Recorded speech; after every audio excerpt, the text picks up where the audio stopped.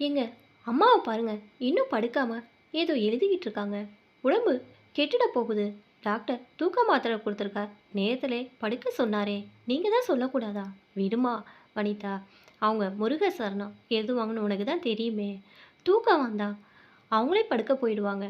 இருவர் மனதிலும் ஏதோ பாரம் அழுத்த பேச்சு தடைப்பட்டு சிந்தனை வலுப்பெற்றது.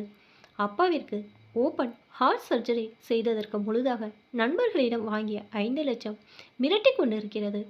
அம்மாவின் நுரையீரல் பாதிப்பும் சேர்ந்து கொண்டு வைத்திய செலவு செயற்கையாக மூச்சுவிட ஊக்குவிக்கும் ஆக்சிஜன் இயந்திர மாத்திரை மறந்து இன்று சக்திக்கு மீறி செலவு.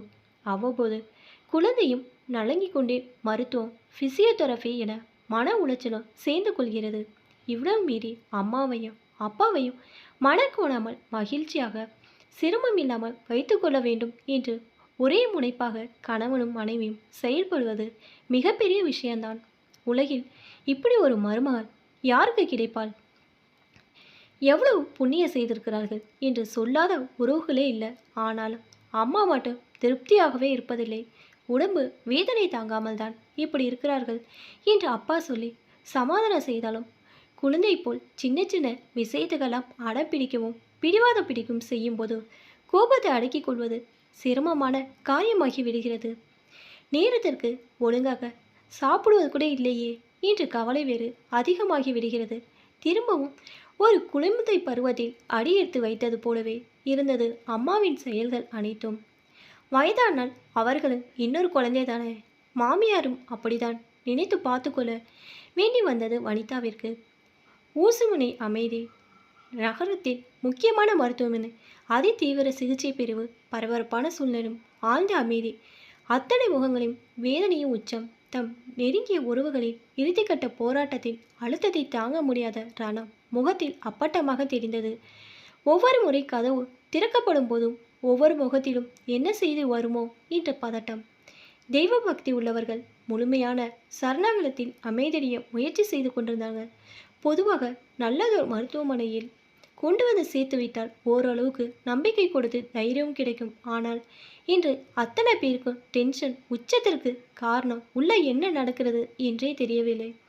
அந்த குறிப்பிட்ட திங்கள் காலை மட்டும் 5 அவசர கேஸ்கள் எல்லாம் மாறிடப்பு. பொதுவாக திங்கள் காய்ச்சல் என்று சொல்வார்கள். விடுமுறை முடிந்து பணியின் சுமை கொடுக்கும் அழுத்தம் அது. இரவு முழுவதும் பெரும்பாலும் மின்தடம் ஏற்பட்டிருந்ததால் சரியான உறக்கமும் இல்லாமல் பிரச்சனைகளின் அழுத்தமும் கூடி இரத்த குதிப்பையும் அதிகமாக்கி காலையிலே கொழுந்து விட்டு எரிய ஆரம்பித்து விட்டது. உயிரை கையில் பிடித்து கொண்டு மருத்துவமனை வந்து சேர்த்தா இங்கும் மின்வெட்டு இருக்கும். ஒரே ஒரு ஜென்ரேட்டரும் திடீர்னு பழுதாகி போக மருத்துவர்கள் செய்வதறியாது திகைத்து போயினர். எதையும் மாற்று ஏற்பாடுகள் செய்ய ஊழியர்கள் ஒரு புறமும் செயற்கை சுவாசம் தர வேண்டியவர்களுக்கு தற்காலிக அவசர சிகிச்சையும் இப்படி வழக்கத்திற்கு அதிகமாகவே பரபரப்பாக இயங்கிக் கொண்டிருந்தது. அந்த 1 மணி நேரம் ஒவ்வொருவரும் நரக வேதனை அனுபவித்துக் கொண்டிருந்தார்கள் என்று தான் சொல்ல வேண்டும். புயல் அடித்து ஓய்ந்தது போன்று ஒரு அமைதி வந்தது. மின் இணைப்பு வந்தவுடன் அத்தனை அமைதியான சூழலில் சற்றே குரலை உயர்த்தி ஒரு ஹவுஸ்கீப்பிங் அதிகாரியிடம் வாதம் செய்து கொண்டிருந்த நோயாளியின் சகோதரின் குரல் பெரும் எதிரொலியாக கேட்டது. உயிர் காக்கும் மருத்துவமனைக்காவது மின்வேட்டை தவிர்க்கலாமே. மனம் நொந்து அவர் பேசியது பார்க்க பரிதாபமாக இருந்தது. மகேந்திரனும் வனிதாவும் இன்னும் எந்த பதிலும் வரவில்லையே என்று கைகளை பிசைந்து கொண்டு வியர்க்க விறுவிற்க நின்று கொண்டனர். அம்மா காலையில் வழக்கமாக 7 மணிக்கெல்லாம் எழுந்து வந்து சோஃபாவில் அமர்ந்து காஃபி கொடுக்கும் வழக்கம் இந்த 6 மாதமாக தவறாமல் நடந்து கொண்டிருந்தது. இன்று ஏனோ இன்னும் காணவில்லையே என்று அருகில் சென்று பார்த்த மகேந்திரனுக்கு அதிர்ச்சியாக இருந்தது. மூச்சு திணறல் அதிகமாக இருந்தது. நினைவு தப்பிக்கொண்டிருந்தது. அவன் போட்ட சத்தத்தில் வனிதா கையில் இருக்கும் பாத்திரத்தை அப்படியே கீழே போட்டுவிட்டு ஓடி வந்து பார்த்தாள். இரவு இன்வெர்டரும் வேலை செய்யாமல் மின்சாரம் இல்லாமல் செயற்கை ஆக்சிஜன் இயந்திரம் வேலை செய்யாததன் விளைவு இந்த மூச்சுத்திறனால் என்று புரிந்து அவசர அவசரமாக மருத்துவமனை கொண்டு வந்து சேர்த்திருந்தார்கள்.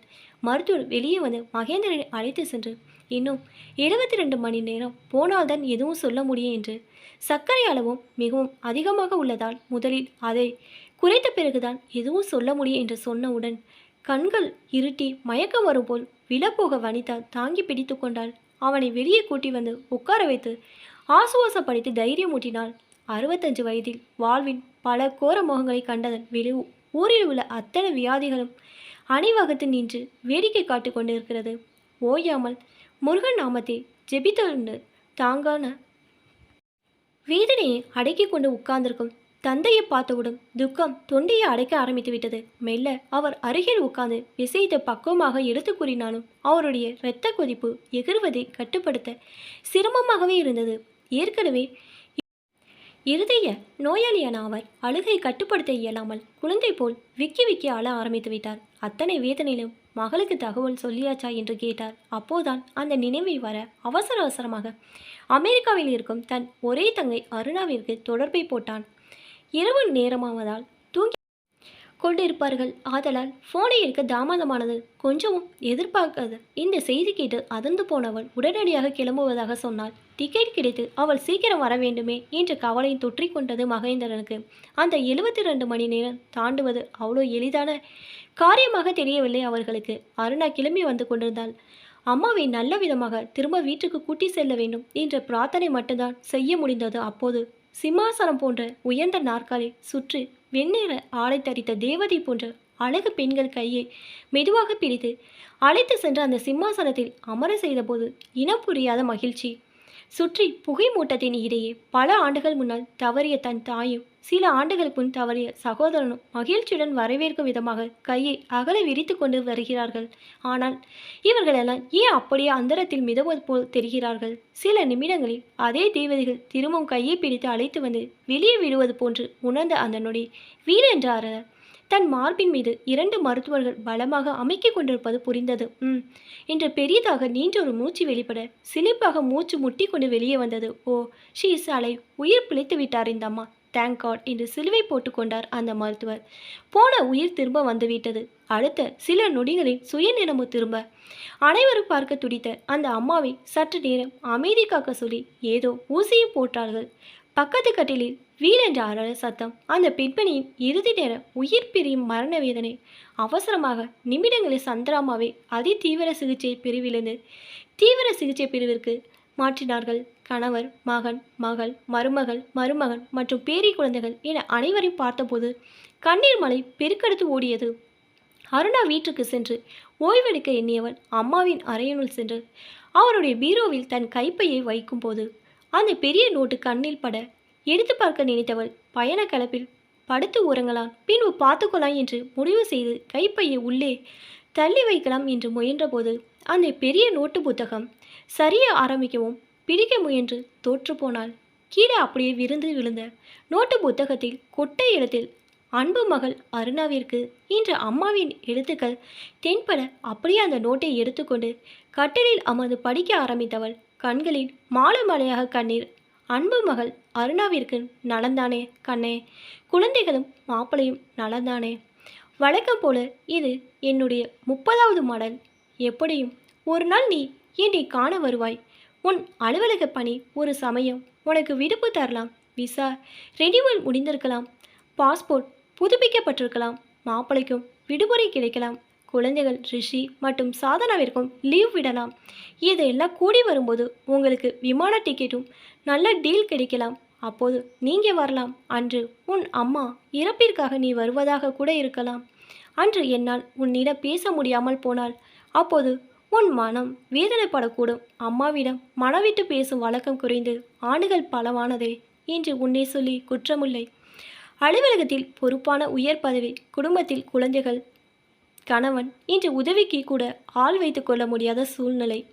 எல்லா வேலையும் நீயே செய்ய வேண்டும். நம்ம ஊர் போல உதவிக்கு ஆள் கூட அங்கே கிடைக்க மாட்டாங்களே. கண்களில் கண்ணீர் பார்வையை மறைக்க மெல்ல துடைத்து கொண்டு அடுத்த பகுதியை வாசிக்க ஆரம்பித்தவளுக்கு அதிர்ச்சி, கோபம் கலந்த ஒரு மனநிலையில் மீதமுள்ள கடிதங்கள் அனைத்தையும் படிக்க முயன்றாள். அனைத்து கடிதங்களுமே இப்படி ஏதேனும் ஒரு வகையில் கோபமான வார்த்தைகளை அமிலமாக வீசுவதாக இருந்தது. ஆனால் இங்கு நிலையே வேறு. தொட்டதற்கெல்லாம் பணிவிட செய்ய ஆட்கள், எல்லென்றால் என்னையா நிற்கும் புருஷங்காரன். அதான் உன் அண்ணன் எப்போ பார்த்தாலும் குழந்தைக்கு உடம்பு சரியில்லைன்னு ஆஸ்பத்திரிக்கு அலைவதே சரியா இருக்குன்னு அழுத்துக்கிற பொழப்பு. என்னதான் உங்கள் அண்ணனுக்கு ஆஃபீஸ் வேலை மாளாமல் நேரம் கழித்து வீட்டுக்கு வந்தாலும் பையனை சாக்கு வச்சு வெளியே கிளம்பி போயிடுவாங்க. எதையாவது செஞ்சு எங்களுக்கு கடனை கட்டிப்பிட்டு அவங்க ஹோட்டலாக போவாங்க. இதெல்லாம் யாரு கேட்க முடியும்? நீ பக்கத்தில் இருந்தா உனக்காவது செய்யலாம். இப்போ அந்த விசனமும் இல்லை. சரி, முடியலம்மா, எழுத முடியல, மூச்சு வாங்குது. இந்த ஆஸ்துமா கொஞ்சம் கொஞ்சமாக சித்திரவதை பண்ணுது. ஒரேடியா போய் சேரலான்னா அதுக்கு கொடுப்பனை இல்லை. போய் மிஷினை போடுறேன், 1,00,000 போட்டு வாங்கி கொடுத்துருக்கானே உன் அண்ணங்காரன். போடாட்டி திட்டுவான். இல்லைனா விடிய விடிய சிவராத்திரி தான் வரேம்மா. அன்புடன் அம்மா. ஏனோ அருணாவிற்கு தன் தாயின் மீது பரிதாபமும் கோபமும் மாறி மாறி வந்தது. அம்மாவையும் அப்பாவையும் தங்கத்தட்டில் வைத்து தாங்குவது போல தன் அண்ணனும் அன்னையும் பார்த்து கொள்ளும்போது அம்மாவிடமிருந்து இப்படி ஒரு மடல் ஆச்சரியத்தையே ஏற்படுத்தியது. அண்ணனாவது அம்மாவின் வயிற்றில் பிறந்த பிள்ளை என்ன பேசினாலும் தாங்கிக் கொள்ள இயலும். அன்னையை சேர்ந்து தாங்கிக் கொள்வது ஆச்சரியமாக இருந்தது அருணாவிற்கு. தன் அண்ணன் அன்னையின் கண்களில் இந்த கடிதங்கள் படாமல் இருந்திருக்கும். நேற்று கூட இந்த பீரோலிருந்து தானே பணம் எடுத்து வந்தார்கள். எப்படி பார்க்காமல் இருந்திருக்க முடியும்? என்ன கொடுமை இது! அவர்களின் மனம் எவ்வளவு சங்கடப்பட்டிருக்கும். அம்மாவின் புத்தி ஏன் இப்படி கெட்டு போனது? வயசானால் எல்லாரும் இப்படிதான் சொந்தக்கிடமே கெட்டு விடுவார்களோ? ஆனா அப்பா அப்படி இல்லையே என்று அதே நேரம் அந்த எண்ணமும் தோன்றியது. அம்மா கொஞ்சம் உடல்நிலை தேறியவுடன் இதை பற்றி பேசி புரிய வைக்க வேண்டும். ஊரில் எப்படியெல்லாமா பிள்ளைங்களும் மருமகளும் இருக்கிறார்கள். இவ்வளோ நல்ல மகனும் மருமகளும் வாய்த்திருக்கும் போது ஏன் இப்படி புத்தி கெட்டு போகணும்னு கேட்டால்தான் மன ஆர்வம் போல் தோன்றியது. அடுத்தடுத்த நாட்களில் அம்மாவின் உடல்நிலையில் சிறுக சிறுக மாற்றங்களும் முன்னேற்றமும் இருந்தது. அருணாவிற்கு மட்டும் அம்மாவை பார்க்கும்போதெல்லாம் ஒரு உறுத்தல் இருந்து கொண்டே இருந்தது. வீட்டுக்கு வந்தவுடன் முதல் வேலையாக இதை கேட்டுதான் ஊருக்கு திரும்புவதற்கு தெளிவுபடுத்த வேண்டும் என்று நினைத்து கொண்டாள். அம்மா தன் பீரோலிருந்து ஒரு புடவையும் ரவிக்கையும் எடுத்து வர சொன்னார்கள். மருத்துவமனையிலிருந்து வீடு திரும்பும்போது கட்டி கொள்வதற்காக. போகும்போது அவசரத்தில் நைட்டுடன் கூட்டி சென்று விட்டார்களே இன்று கவலை வேறு. மருத்துவமனையில் அவர்கள் கொடுக்கும் கவுன் மட்டுமே போட வேண்டும். அது அம்மாவிற்கு பெரிய வருத்தம். தான் சென்ற முறை வந்திருந்த போது அம்மாவிற்கு தான் வாங்கி கொடுத்து விட்டு போன பிரிண்டட் சில்க் புடவை சிகப்பு வண்ணத்தில் கொடியாக சிறு பூக்கள் இளப்பச்சை வண்ணத்தில் போட்டிருக்கும். அம்மாவிற்கு மிகவும் பிடித்த அந்த புடவையை எடுத்துக்கொண்டு போகலாம் என எடுத்தவள் அதிலிருந்து ஒரு கவர் விலும் குனிந்து எடுத்து பிரித்தாள். அதிலும் ஒரு கடிதம் இருந்தது. அருணாவிற்கு மட்டும் இன்று கொட்டை எழுத்தில் பிரித்து படித்தவர் கண்களில் மீண்டும் கண்ணீர் வெள்ளம் பெருக்கியது. அம்மாவை இப்படி தவறாக நினைத்து விட்டமே என்று. ஆம், அந்த நீண்ட கடிதத்தின் சாரம் இதுதான். தான் முற்பிறவில் செய்த நற்காரியங்களின் பலனாகவே தனக்கு இப்படிப்பட்ட குடும்பம் வாய்த்திருக்கிறது. கொஞ்ச காலமாகவே தன் உடல்நிலை அடிக்கடி கெட்டு விடுவதால் அனைவருக்கும் உபத்திரம் கொடுப்பது மனதிற்கு சிரமம் மட்டுமில்லாமல் ஒவ்வொரு முறையும் மருத்துவ செலவும் அதிகம் ஆகிறது. தன்னால் எந்த உதவியும் செய்யவும் முடியவில்லை. மகனும் மருமகளும் தனக்காக பல வேதனையும் தாங்க முடியவில்லை. அவர்களுடைய அன்பு பிடி மேலும் குற்ற உணர்ச்சியை ஏற்படுத்துகிறது. அதனால் அவர்கள் இருவரும் தன்னை வெறுத்துவிட்டால் எனக்காக அதிகம் கவலைப்பட தேவையே இருக்காது. தான் இறந்த பின்பும் பிரிவும் துயர் வாட்டாது. தான் இருக்கும்போதே தனக்கான அத்தனை பணிவிடைகளையும் முகம் சுளிக்காம மகிழ்ச்சியாக செய்த மகனும் மருமகளும் மேலும் எந்த வருத்தமும் தங்கள் வாழ்நாளில் படவே கூடாது என்று எழுதியிருந்தார்கள். பல் எழுத்துக்கள் லேசாக அழிந்திருந்தது. எழுதும் போதே கண்ணீருடன் எழுதியிருப்பார்கள் போல. இதை படித்து கொண்டிருக்கும் போதே வனிதா உள்ளே வந்துவிட அருணாவின் கண்ணீரை கண்டு பதறியவள் பின்பு ஏதோ புரிந்து கொண்டவது போல், என்ன அருணா, அம்மாவின் டைரியை படித்து விட்டாயா? அதில் உனக்கு எழுதிய கடிதங்கள்லாம் உன்னை வருத்தம் கொள்ள செய்கிறதா? பரவாயில்ல, இதை பெரிது பண்ணாத. உங்கள் அண்ணனிடமும் இதை பற்றி சொல்லிவிடாத. நான் முன்னாலேயே இதை படித்து விட்டேன். அம்மா உடம்பு வேதனை தாங்காமல் ஏதோ புலம்பியிருக்காங்க. அவர்கிட்ட சொன்னால் வருத்தப்படுவார். சொல்ல வேண்டாம் ப்ளீஸ் என்றார் கெஞ்சலாக. அருணா எதுவும் பேசாமல் தன் கையில் இருந்த மற்றொரு கடிதத்தை அன்னையின் கையில் கொடுத்தாள். ஒன்றும் பேச முடியாத அதிர்ச்சியில் வாயெடுத்து நின்றாள் வனிதா. இப்போ தான் என்னோடய சேனல் ஃபஸ்ட் டைம் பார்க்குறீங்கன்னா சப்ஸ்கிரைப் பண்ணிக்கோங்க. பக்கத்தில் இருக்க பெல் ஐக்கனை ப்ரெஸ் பண்ணிக்கோங்க. அப்போ தான் நான் ஒவ்வொரு தடவை வீடியோ போடும்போதும் உங்களுக்கு நோட்டிஃபிகேஷன் வரும். தேங்க்ஸ் ஃபார் வாட்சிங்.